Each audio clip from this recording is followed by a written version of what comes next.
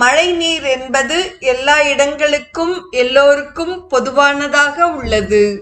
நீர் ஆவியாக மேலே செல்கிறது. சில தினங்களில் மழையாக கீழேயும் வருகிறது.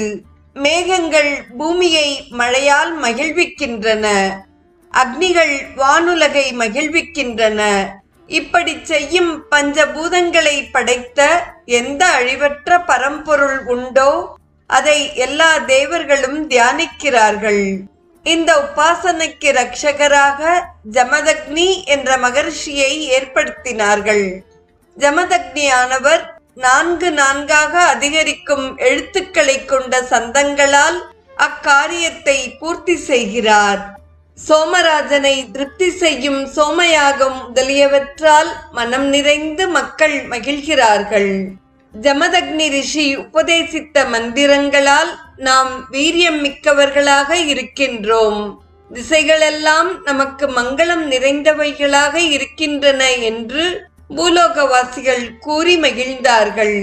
நிகழ்கால துன்பத்திற்கும் எதிர்கால